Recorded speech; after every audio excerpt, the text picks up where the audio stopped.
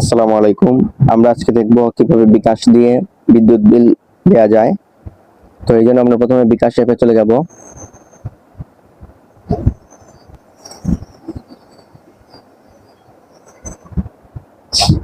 এখানে আমরা দেখতে পাচ্ছি এখানে লেখা আছে পে বিল, এই অপশনে ক্লিক করব এবং এখানে আমরা যেহেতু বিদ্যুৎ বিল দেব, এখানে বিদ্যুৎ আইকনে ক্লিক করব। এখানে নিচে দিয়ে আপনার কোন সেক্টরে আপনি বলেছেন যে আপনি সেটা এখানে সিলেক্ট করবেন। তো আমার যেহেতু পিডিবি পিডিবি আমি এখানে পিডিবি পোস্টপেড এখানে ক্লিক করলাম।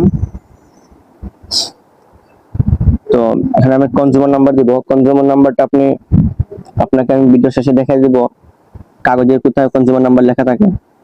তো এখান থেকে আমি কনজিউমার নাম্বারটা দিয়ে দিলাম। আমার কনজিউমার নাম্বারটা আমি লিখছি, আপনারটি আপনি লিখবেন এখানে। তো আমার কনজিউমার নাম্বার লেখা শেষ। এখন আমি এখানে পে বিল করতে গিয়ে যান, এই অপশনে ক্লিক করব।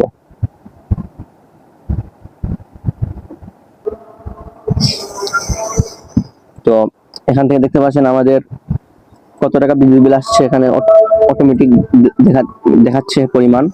তো আমার 1409 টাকা বিল আসছে। তো এটাই আমার কাগজের সাথে মিল আছে। তো আমি এখানে পরবর্তী ধাপে যেতে ট্যাপ করুন, এই অপশনে ক্লিক করব। তখন এখান থেকে আমরা পিন দিয়ে দিব। আপনি আপনার পিনটা দেওয়ার পর সাথে সাথে পেমেন্ট চলে যাবে।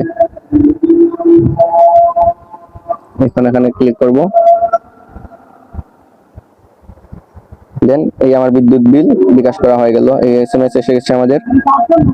এখন আপনার চাইলে টোকেন, এখান থেকে টোকেন রিসিপ্ট পাবেন। আপনি এখানে রিসিপ্ট ডাউনলোড করুন, এই অপশনে ক্লিক করলে রিসিপ্ট ডাউনলোড করতে পারবেন।